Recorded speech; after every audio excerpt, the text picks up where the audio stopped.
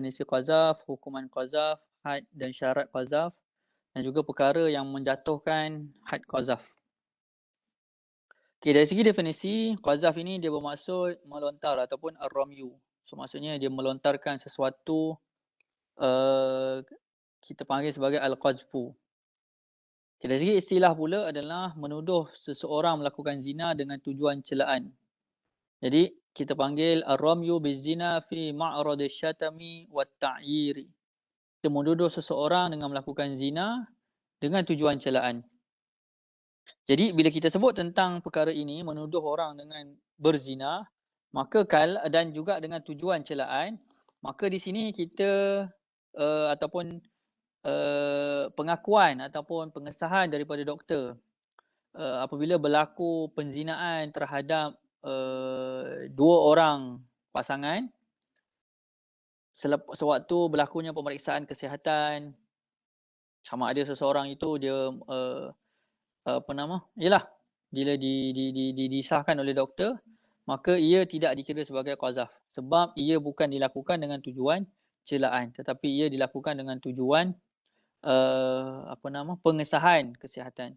Jadi sebab itu kalau kita tengok dalam kitab-kitab fiqh, setiap ta'rif yang diberikan, setiap definisi yang diberikan, dia akan ada mustakhrajat. Dia akan ada perkara-perkara ataupun mustasnayat yang tidak termasuk di dalam definisi yang diberikan. Okey, hukuman qazaf haram ke atas seseorang Muslim untuk menuduh Muslim yang lain melakukan dosa. Sama ada dia benar ataupun salah. Dan kalau kita seorang-seorang kita menuduh seseorang dalam keadaan kita tidak ada 4 orang saksi, maka kita akan dikenakan hukuman qazaf. Melainkan kalau kita bawa dengan 4 orang saksi. Kalau 3 orang saksi pun masih tidak cukup, maka kita akan dijatuhkan dengan hukuman qazaf juga. Sebab itu untuk menuduh seseorang itu berzina dia bukan senang. So itu dalam hadis Nabi SAW, Nabi SAW sebut, ijtanibu as-sab'a minal mubiqat, asyirku billahi was-sihri, wa qatlu nafsi allati harramallahu illa bilhaq, wa aklu riba, wa aklu mal al-yatimi, wa tawalli yawm az-zahaf, wa qazful muhsanati al-mu'minati al-ghafilat. Jadi Nabi SAW menyuruh ataupun memberitahulah kepada kita untuk kita menjauhi daripada 7 dosa besar. Dan salah satu daripada antaranya syirik kepada Allah Taala, sihir, membunuh, dan salah satu daripadanya adalah wal qazful muhsanati al-mu'minatil ghafilat. Yang kita menuduh perempuan-perempuan mukminat yang muhsanat, yang terpelihara ataupun yang yang sudah berkahwin, al-ghafilat. Dan dalam hadis yang lain, al-ghafilat ni al-afifat, maksudnya orang yang terpelihara lah. Jadi sebab itu dalam hadis yang dalam ayat Al-Quran Allah Taala sebut dalam surah An-Nur juga, Allah kata apa? Innal ladzina yarmuna al-muhsanatil ghafilatil mu'minatil lu'inu fid dunya wal akhirah wa lahum 'adzabun 'azim. Dan orang-orang yang menuduh yarmun al-muhsanat, menuduh perempuan-perempuan yang muhsan, al-ghafilat yang suci dan yang menjaga hati, al-mu'minat yang beriman, yang beriman kepada Allah SWT, lu'inu fid dunya wal akhirah, maka dia akan dilaknat di dunia dan akhirat. Walahum 'adzabun 'azim, dan mereka itu akan mendapat azab yang pedih di akhirat nanti. Jadi itu adalah satu larangan, satu satu kenyataan tegahan daripada Allah SWT.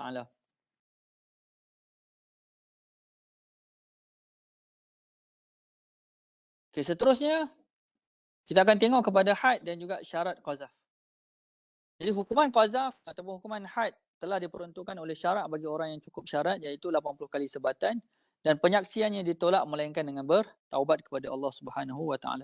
Jadi mana-mana orang yang menuduh orang lain, tidak kira dia menuduh lelaki atau menuduh perempuan yang afifat, yang menjaga dirinya, yang terpelihara, yang memelihara dirinya daripada melakukan perkara-perkara yang berdosa secara terang-terangan,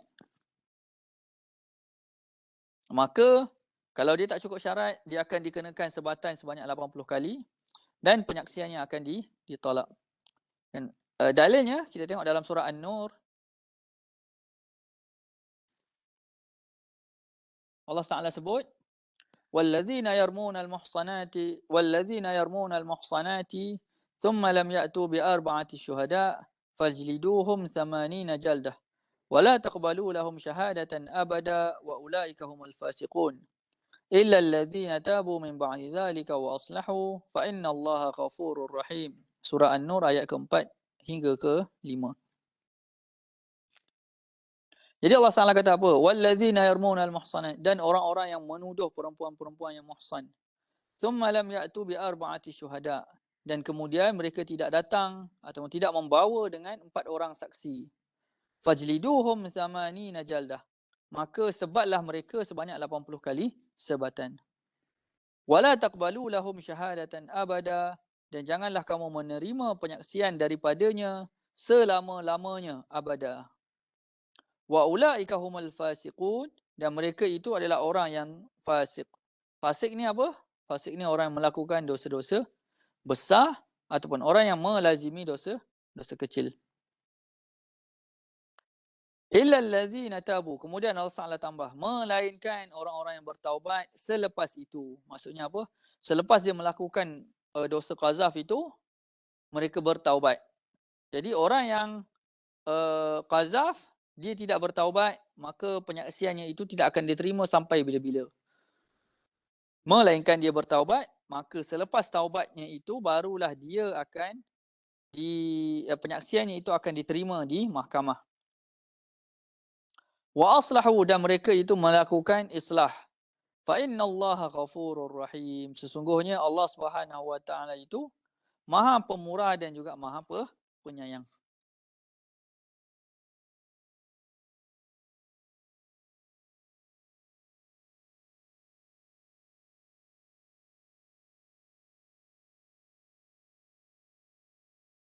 Okey.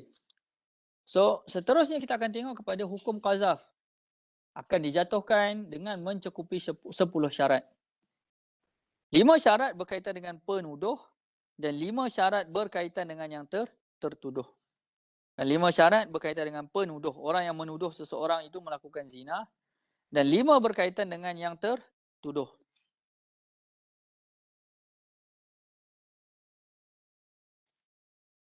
Okay, 5 syarat yang berkaitan dengan penuduh. Yang pertama adalah baligh. So, penuduh itu mestilah seorang yang baligh. Kalaulah penuduh itu seorang yang tidak baligh, maksudnya dia masih dalam keadaan kanak-kanak ataupun dia dah mumayyiz tapi belum baligh, dan dia menuduh orang melakukan zina. Jadi budak tadi itu dia tidak akan dikenakan hukuman hudud, tetapi dia boleh dikenakan hukuman qazaf. Wal majnun, begitu juga dengan orang gila. Kita tahu orang gila dia bukan orang gila, dia mungkin ada orang yang ada masalah terencak akal, tapi dia masih sihat. Maksudnya dalam perkara-perkara yang umum dia tahu. Jadi orang macam ni pun boleh dijatuhkan hukuman qazaf. Tapi untuk jatuh sampai ke tahap hudud, maka dia tidak akan kena. Hadisnya adalah daripada dalilnya adalah daripada hadis Nabi SAW. Rufi'al qalam 'ani thalatha. Mereka itu tidak termasuk di kalangan orang yang mukallaf, tetapi tidak menafikan bahawa mereka boleh dijatuhkan hukuman bukan hukuman qazaf, hukuman ta'zir. Dan mereka itu boleh dijatuhkan hukuman ta'zir sekiranya kanak-kanak tersebut itu adalah seorang yang telah mumayyiz. Kan? Maka jika dia dalam keadaan mumayyiz, maka dia boleh dikenakan hukuman ta'zir. Okay, yang ketiga adalah bukan ibu bapa tertuduh. Dan orang gila tak kenalah tadi, saya silap. So, orang gila tak kena, yang kena tu adalah kanak-kanak yang telah mumayyiz. Yang ketiga adalah ibu bapa tertuduh. Jadi, kalau ibu bapa dia menuduh anak dia melakukan zina dalam keadaan tidak ada saksi yang cukup, maka ibu bapa tadi tu tidak akan dijatuhkan hukuman qazaf. Ini adalah pandangan daripada mazhab Syafi'i berdasarkan hadis yang mana Nabi SAW tidak menjatuhkan hukuman qisas ataupun hukuman qisas ke atas ibu bapa yang membunuh anaknya. Kan? Sebab Nabi SAW kata sebabnya mereka itu menjadi punca kepada kehidupan anak, maka mereka itu tidak boleh menjadi punca, maka anak itu tidak boleh menjadi punca kepada kematian ibu bapa.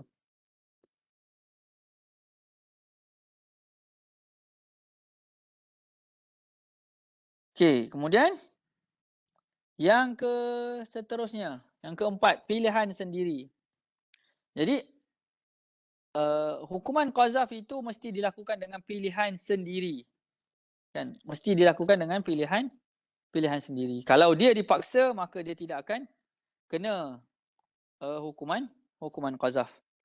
Kan orang yang dipaksa maka tidak akan dikena hukuman qazaf.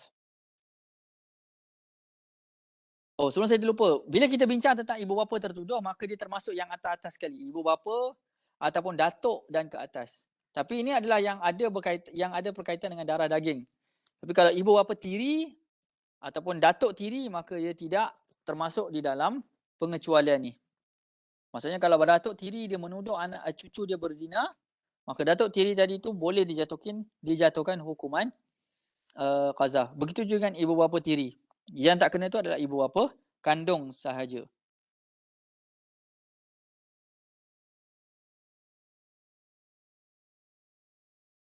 Okey, yang seterusnya adalah tahu pengharaman qazaf. Jadi seseorang itu yang melakukan qazaf dia mesti tahu qazaf itu adalah sesuatu yang diharamkan. Okay, tetapi kalau dia tahu qazaf itu adalah sesuatu yang diharamkan, cumanya dia tidak tahu bahawa hukuman qazaf itu adalah dijatuhkan dengan hukuman 80 kali sebatan. So dalam keadaan ini, dia tetap dijatuhkan hukuman 80 kali sebatan. Sebab dia dah tahu benda itu haram. Cumanya dia tak tahu dari segi hukuman. Jadi orang macam ni dia tetap akan dijatuhkan hukuman qazaf. Sebab dia dah tahu perkara itu haram. Okay, seterusnya adalah 5 syarat berkaitan dengan orang yang dituduh. Yang pertama adalah Muslim. Jadi kalau seseorang itu dia menuduh orang yang bukan Muslim melakukan zina, maka dia tidak akan masuk ke dalam hukuman qazaf.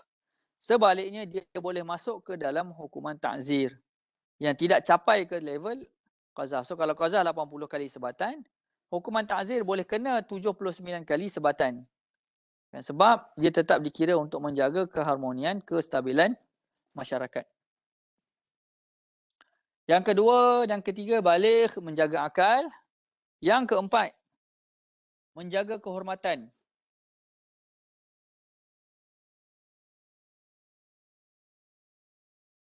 Jadi yang masuk menjaga kehormatan ni adalah dia menuduh seseorang wanita ataupun seseorang lelaki yang memang terkenal sebagai seorang yang menjaga kehormatannya. Maka tuduhan tersebut tidak akan dikenakan qazaf. Tapi kalau dia seseorang lelaki itu ataupun seseorang perempuan itu dia terkenal sebagai seorang penzina ataupun sebagai seorang na'udzubillah, kita kata sebagai seorang pelacur sebagai contoh. Dan bukan kita lah, maksudnya seseorang itu dia menuduh orang yang macam ini melakukan zina, maka dia tidak akan dijatuhkan hukuman qazaf. Sebab syaratnya adalah afifat tadi tu. Al-ghafilat dalam ayat Al-Quran tadi. Al-muhsanatil ghafilatil mu'minat. Sebab orang yang memang pelaku dosa ataupun penzina itu, mereka itu ataupun penuduh itu mungkin tidak sampai ke level hudud, tetapi tetap juga boleh dikenakan hukuman qazaf. Dia juga boleh dikenakan hukuman ta'zir. Okay, bukan dengan keizinan tertuduh. Maksudnya apa? Kalaulah seseorang itu dia membenarkan orang lain menuduhnya melakukan zina, menuduhnya melakukan dosa-dosa yang zina, maka ia tidak dijatuhkan hukuman qazaf sebab ada syubhat dekat situ. Sedangkan Nabi cumanya bukan pada sampai tahap level hudud, iaitu hukuman qazaf. Okey, contoh lafaz-lafaz qazaf. Contoh lafaz-lafaz yang kita kata dia menuduh orang lain melakukan zina. Dia kata kamu telah berzina ataupun kamu wahai penzina, hai pelacur, peliwat, kamu bukan anak dia dan sebagainya.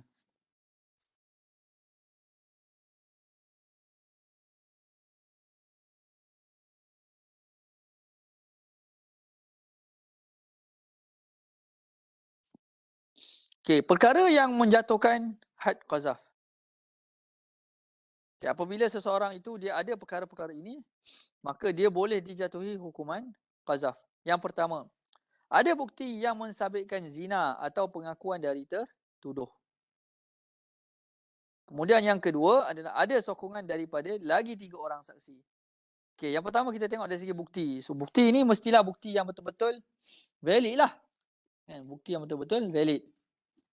Dan kalau kita tengok zaman sekarang ini, video ataupun kujuran air mani dan sebagainya, itu semua masih boleh dipertikaikan lagi, ataupun kalau dengan perbincangan-perbincangan di dalam mahkamah dan hakim memutuskan bahawa itu bukti itu adalah sesuatu yang boleh diterima, maka ia boleh diterima. Yang kedua adalah sokongan daripada 3 orang saksi lagi. So, kalau seorang sahaja yang menuduh orang lain, maka dia boleh dijatuhkan hukuman qazaf. Dalam satu hadis, anna Umar jallada Aba Bakratin wa Shabl bin Ma'bad wa Nafi'an biqazaf al-Mughirah bin Syu'bah thumma istatabahum wa qala man taba qubila syahadatuhu. Sayyidina Umar ni pernah menjatuhkan hukuman hudud ke atas Abu Bakrah, Syabal bin Ma'bad dan juga Nafi' disebabkan mereka menuduh Al-Mughirah bin Syu'bah melakukan zina. Jadi ini 3 orang sedangkan kita perlukan kepada 4 orang saksi. Thumma istatabahum, kemudian mereka itu melakukan atau telah bertaubat, mantaba qubila syahadatuhu, dan orang yang telah bertaubat maka penyaksian mereka itu diterima. Okay, kemudian orang yang dituduh memaafkan penuduh. Okay, ini juga menjadikan seseorang itu dia bebas terlepas daripada hukuman hudud. Kalau penuduh itu dimaafkan oleh yang tertuduh. Okay, yang keempat, tuduhan dari suami isteri. Suami ke atas isteri bertukar menjadi li'an. Jadi nanti kita akan bincang dalam topik yang lain. Allah Taala sebut apa? Wallazina yarmuna azwajahum wa lam yakul lahum syuhada'u illa anfusuhum. Fashahadatu ahadihim arba'u syahadatin billah innahu laminas sadiqin. Wal khamisatu anna la'natullahi 'alaihi in kana minal kadhibin. Dan orang-orang yang menuduh para isteri mereka walam yakul lahum syuhada, dan mereka itu tidak mempunyai saksi, illa anfusuhum, melainkan dirinya sahaja. Fa syahadatu ahadihim arba'u syahadatin billah. Maka penyaksian mereka ini adalah menyamai 4 orang penyaksian. Innahu laminas sadiqin. Sesungguhnya kamu itu termasuk di kalangan orang-orang yang benar. Kemudian wal khamisatu anna la'natullahi 'alaihi in kana minal kadhibin. Yang kelima, sesungguhnya laknat Allah Subhanahu wa taala jika termasuk di kalangan orang-orang yang kadzib. Jadi yang kelima itu adalah laknat Allah Subhanahu wa taala kepada laknat yang dilakukan ataupun yang diucapkan oleh suami ataupun isteri yang mengatakan bahawa kalaulah dia menipu maka dia akan dikenakan laknat oleh Allah Subhanahu wa taala. Jadi menuduh isteri ataupun menuduh suami ataupun menafikannya itu termasuk di bawah hukuman li'an.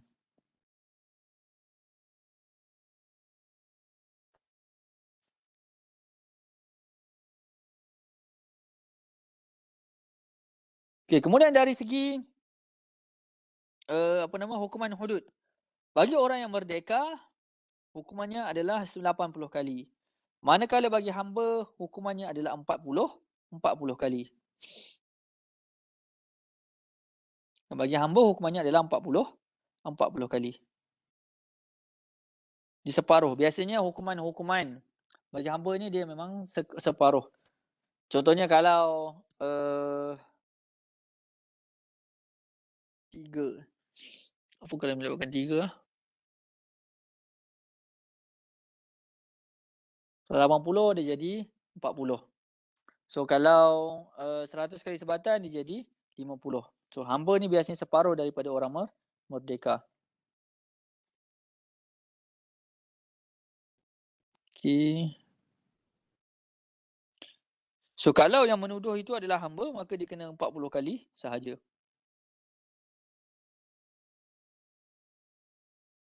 Okey.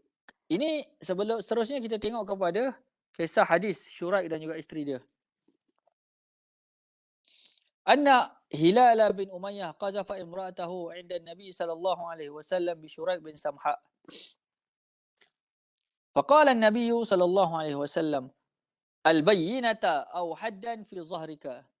فقال يا رسول الله إذا رأى أحدنا على امرأته رجلا ينطلق يلتمس البينة. فجعل النبي صلى الله عليه وسلم يقول: البينة وإلا حدا في ظهرك. فقال هلال: والذي بعثك بالحق إني لصادق. فلا ينزلن الله ما يبرئ ظهري من الحد. فنزل جبريل وأنزل عليه والذين يرمون أزواجهم فقرأ حتى بلغ إن كان من الصادقين. فجاء هلال فشهد والنبي صلى الله عليه وسلم يقول: إن الله يعلم أحدكم كما كاذب. إن الله يعلم أن أحدكما كاذب فهل منكما تائب. ثم قامت فشهدت فلما كانت عند الخامسة وقفوها وقالوا إنها موجبة. فقال ابن عباس فتلكأت ونكصت حتى ظننا أنها ترجع ثم قالت: لا أفضح قومي سائر اليوم. فمضت. وقال النبي صلى الله عليه وسلم: أبصروها فإن جاءت به أكحل العينين سابغ الأليتين خدع الساقين فهو لشريك بن سمحاء. فجاءت به كذلك. فقال النبي صلى الله عليه وسلم: لولا ما مضى من كتاب الله لكان لي ولها شأن. Okay, ini dalam hadis yang diriwayatkan oleh Al-Bukhari. So dia kata Hilal bin Umayyah ni dia telah menuduh isteri dia di depan Nabi SAW dengan melakukan zina dengan Syuraik bin Samha. Kan? So dengan melakukan, Hilal ni dia menuduh isteri dia telah berzina dengan Syuraik bin Samha. Faqala an-nabiy sallallahu alaihi wasallam, kemudian Nabi SAW kata, al-bayyinata aw haddan fi zahrika. Hendaklah kamu membawa bukti. Kalau tidak, kamu nanti akan disebat. Belakang kamu nanti akan disebat.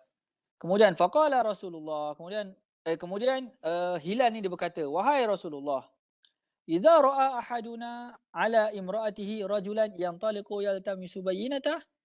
Wahai Rasulullah, kalaulah kami ni salah seorang daripada kami ni nampak bersama-sama dengan isteri kami ni ada seorang lelaki lain yang baru keluar daripada rumah. Adakah masih kita nak kena bawa bukti? Kemudian Nabi SAW kata, yaqul al-bayyinata wa illa haddan fi zahrika. Hendaklah kamu membawa bukti. Kalau tidak, kamu akan disebat. Sebab pada waktu ni masih belum ada lagi hukuman li'an. Jadi Nabi SAW menggunakan hukum asal. Hukum asal iaitu hukuman qazaf. Faqala Hilal. Kemudian Hilal tu berkata, wallazi ba'athaka bilhaqqi inni la sadiq.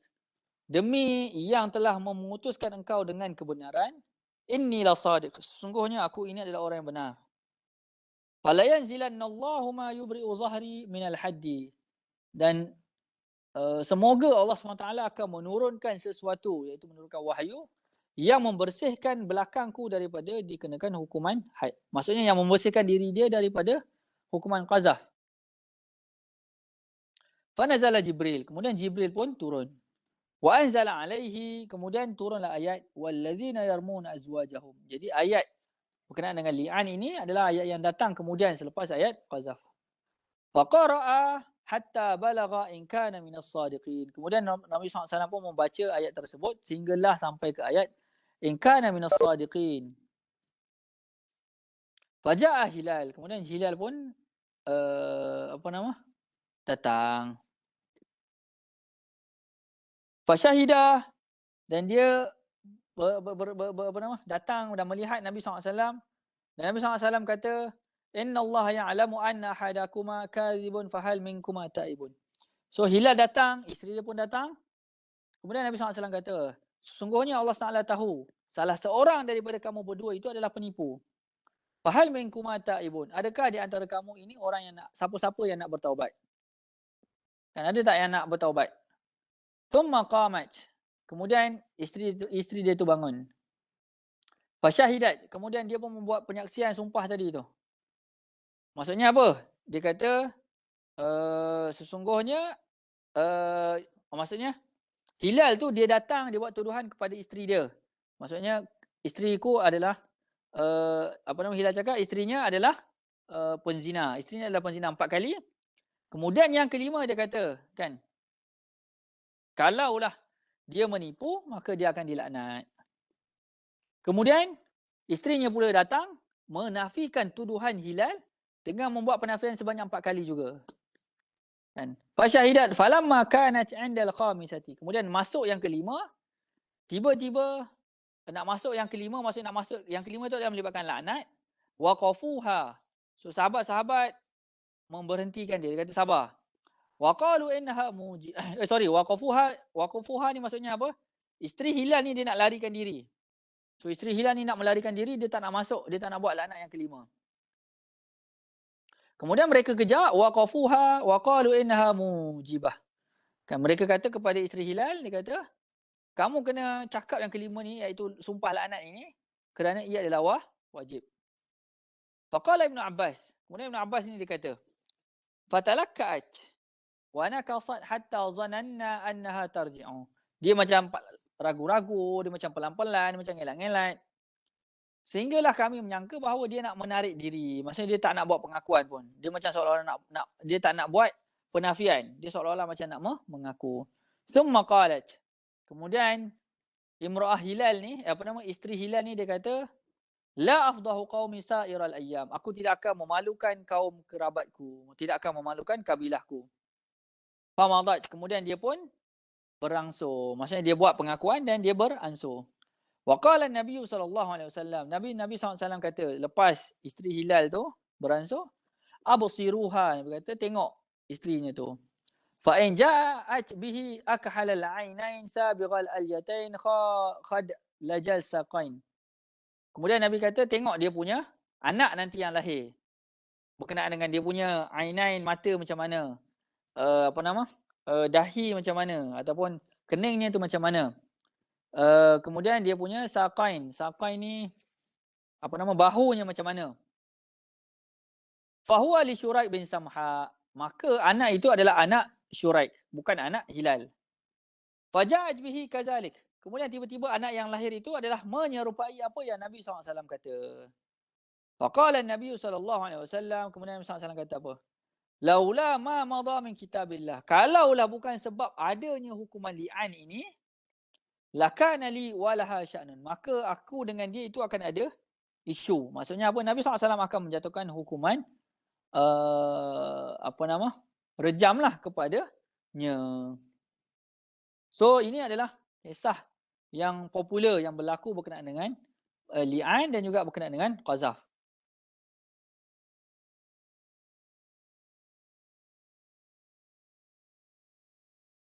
Okay. So seterusnya saya rasa ni saya berhenti dululah. Nanti kita sambung pukul 9 kot. Sebabnya nak ready untuk buka puasa. So nanti kita sambung semula pukul 9 insya-Allah. 9. Oh 9 tak habis lagi, 9.30 lah. 9.30. Kita mula balik pukul 9.30 sampai pukul 10 untuk sambung baki lagi berkenaan dengan saya nak cuba baca untuk Hirabah pula malam ni insya-Allah. So 9.30 kita mula semula kejap. Saya bagi untuklah buka puasa lah, nak masak apa semua insya-Allah. Okey, jadi terima kasih semua. Ada soalan tak?